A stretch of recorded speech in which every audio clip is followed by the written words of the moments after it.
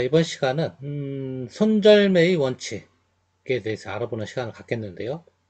뭐 증권 투자하면서 뭐 한 번 정도는 다 해보는 것이 손절매가 아닌가 그런 생각이 드는데 굉장히 어렵습니다. 그리고 될 수 있으면 손절매를 안 해야 되겠죠. 근데 증권 투자를 하다 보면 손절매를 할 수밖에 없는 그 상황에 누구나 맞닥뜨리게 됩니다. 그때 손절매를 잘 해서 위기를 이렇게 모면하시는 분도 있고, 손절매 타이밍을 놓쳐서 굉장히 고생하시는 분도 있다. 그런 말씀을 좀 드리고요. 손절매의 원칙, 손절을 언제 하냐. 그 다음에 대가들, 흔히 말하는 주식의 대가들은 손절매의 원칙을 어떻게 세우고 있느냐. 그리고 뭐 손절매의 종류는 무엇이냐. 뭐 이런 부분 위주로 한번 알아보도록 하겠습니다. 자, 첫 번째, 손절매의 개념입니다. 뭐, 손절매 모르시는 분 없겠죠. 보유한 주식이 매수한 가격보다 낮은 상태에서, 뭐, 향후 올라갈 가능성이 희박하고, 오히려 떨어질 확률이 높을 때, 뭐, 손해를 좀 감수하더라도, 보유한 주식을 매도하는 것을, 손절매라고 하는 걸 여러분 다 아실 거다. 일정 비율의 손실은 있지만 하는 목적은 뭐냐면 향후 더 큰 손실이 있기 전에 적은 손실로 빨리 실패를 인정하고 다음 기회를 노리는 전략이죠. 자, 그러면 언제 손절매를 하느냐? 자, 이런 경우에는 반드시 손절매를 해라. 첫 번째는 뭐냐면 자, 기업들의 실적 쇼크 발표 뭐 이런 걸 어닝 쇼크라고 하죠. 뭐 회사에서 부정적인 실적 발표를 많이 하는데요. 사실 내가 가지고 있는 종목이 잔뜩 기대하고 들고 있는데 그거와 정반대의 쇼크적인 실적을 발표하게 되면 여러분들은 이런 때 손절매가 좀 필요하다. 그런 말씀을 좀 드립니다.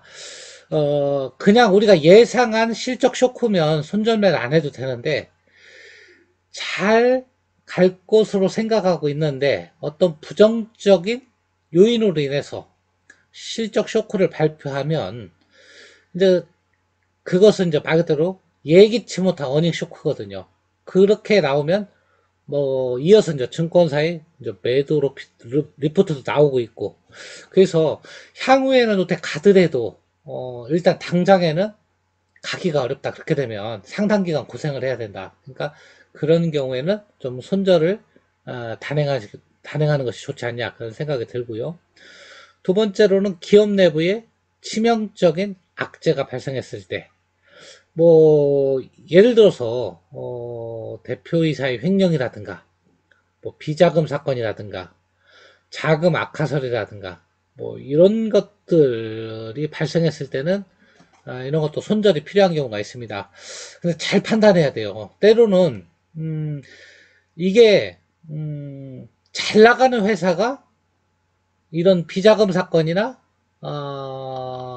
내부에 어떤 뭐라고 그러나요? 횡령 사건이 발생해서 주가가 빠지면 매수기예요. 그거는 오히려 매수기회인데 잘 나가지도 못하면서 그런 기업 내부의 치명적인 악재가 발생했다. 이거는 그냥 손절매를 쳐야 됩니다. 그래서 잘 판단하셔야 됩니다. 잘 나가는 기업이냐? 잘 나가는 기업이 기업의 본질과 상관없는 치명적인 문제가 발생했느냐? 아니면 잘 나가지도 못하는 기업이 발생했느냐? 이렇게 여러분들이 경우의 수를 따져놓고 이렇게 대응하는 것이 좋지 않냐 그런 생각이 듭니다. 세 번째는 이유가 없는 하락이에요. 일반적으로 하락하면 하락의 이유가 있거든요. 그러면 좀 편안해요. 하락해도 이것 때문에 하락하는구나. 그러면 요 정도까지는 하락할 수 있겠구나. 이렇게 생각할 수 있는데 주가가 아주 이유도 없이 하락하는 경우가 있어요. 이런 경우가 더 무서운 경우입니다. 이럴 때는 여러분들이 손절을 염두에 둬야 된다. 자, 그러면 대가들 흔히 말하는 뭐 주식 투자의 대가들은 어떤 손절매 원칙을 세우고 있느냐? 별건 없어요. 똑같아요. 어, 대가들이라 해서 뭐 대단한 손절매 원칙이 있는 건 아니에요. 자, 웰리엄 오닐은 3대1 원칙을 세웠다. 뭐 간단해요. 예를 들어서 본인이 15%의 목표 수익률을 했을 때 3분의 1선인 마이너스 5% 선에서 손절매를 한다. 만약에 30%를 목표로 했다. 그러면 마이너스 10%를 손절매 하는 거죠. 10% 선에서. 증권왕 제럴드 로브는 고점 대비 10% 하락시 무조건 매도한다는 원칙을 세웠고요. 아주 그냥 기계적이죠. 이런 건.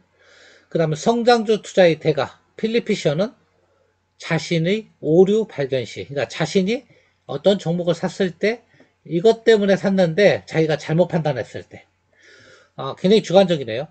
종목이 더 이상 매수 조건을 충족하지 못할 때, 같은 내용이죠. 본인이 판단을 잘못한 거니까. 세 번째가 더 조금 흥미로운데, 더 좋은 투자 종목을 발굴했을 때, 이거는 손절매보다는 뭐 기회비용 차원에서 파는 거죠. 꼭 뭐 손절매가 아니더라도 나는 이 종목 갖고 있는데 굉장히 느려. 수익은 비록 낮지만 저 종목이 더 잘 것 같대. 그런 때는 이 종목 팔 수도 있거든요. 근데 뭐 손절매 원칙에 하여튼 들어있으니까 좀 약간 주관적이네요. 그러니까 필립 피셔 같은 경우는. 자, 이런 경우에는 무조건 매도한다는 원칙이다. 원칙을 세웠다. 말씀이고요. 자, 워런 버핏은 뭐 유명한 분이니까 이런 분도 손절매를 하잖아요. 자, 워런 버핏은 뭐냐면 가치 투자의 대가잖아요. 가격 하락보다는 뭘 보냐? 본질적인 가치가 훼손됐을 때 가차 없이 손절매를 한다. 종류는 뭐가 있을까요? 뭐 손절매면 손절매지 뭐 종류가 있냐 할 건데요. 손절매도 종류가 있다. 손실을 확정짓는 손절매. 이게 우리가 흔히 말하는 손절매죠. 네. 매수하고 나서 손실이 났을 때 5%, 10%, 20%딱 자기가 정한 수준에서 손절매 하는 것을 손실 확정, 손절매라고 하고요. 자, 단타 하시는 분들은 손절매가 좀 틀립니다. 5%, 10%까지 이렇게 기다릴 수가 없어요. 단타 손절매는. 하루에도 매매를 10번, 20번도 할 수 있거든요. 그러니까 업이 전업투자가예요. 이런 분들은 손실 확정 손절매하고 손실 그 퍼센트 룰이 완전 틀립니다. 뭐 5% 10% 했다면 큰일 나죠. 그거보다 좀 짧게 본인만의 손절매 이렇게 선을 정해야 된다. 어떤 분은 뭐 1%, 2%, 어떤 분은 3%, 뭐 3%도 커요. 하루 단타 치는 분들은. 그래서 단타 손절매는 말 그대로 일반 우리가 손실 확정짓는 손절매보다는 이 손절매 타이밍이 굉장히 빨라야 된다. 그런 의미로 이제 구분을 한 거다. 그렇게 보면 되겠고요. 세 번째는 시간 손절매. 아까 필립 피셔 얘기도 했지만 뭐 기회비용이잖아요. 주식은. 그죠? 그런 차원의 손절매라고 보면 돼요. 아까 주식은 흔히 시간을 투자한다. 그리고 기회비용과의 싸움이에요. 근데 내 주식이 안 빠졌더라도 세워라, 메워라, 정말 안 가고 있으면 답답하죠. 그럴 때는 비록 뭐 손절할 만한 가격 수준까지 빠지지는 않았지만 내가 원하는 시나리오대로 안 갔을 때는 이렇게 시간 손절매를 할 수가 있다. 그 말씀을 좀 드리고요. 자, 끝으로 손절매 했을 때 장점이 뭐냐? 좋은 점이 많으니까 손절매를 꼭 나쁜 것이라고 보면 안 되죠. 자, 손실을 확정한 측면에서 나쁘지만 더 큰 손실을 방지한다는 측면에서 장점이다. 그리고 손실을 확정하고 매도를 하면 이제 기회를 제공해 준다. 더 많은 기회. 좋은 종목을 다시 살 수 있는 기회. 그리고요, 손절을 하고 나면 우리가 계좌에 마이너스 5%, 15% 이렇게 떠 있을 때는 굉장히 불안불안한데 심리적인 안정을 줍니다. 계좌가 좀 깨끗해진 느낌. 뭐 그런 걸 주고요.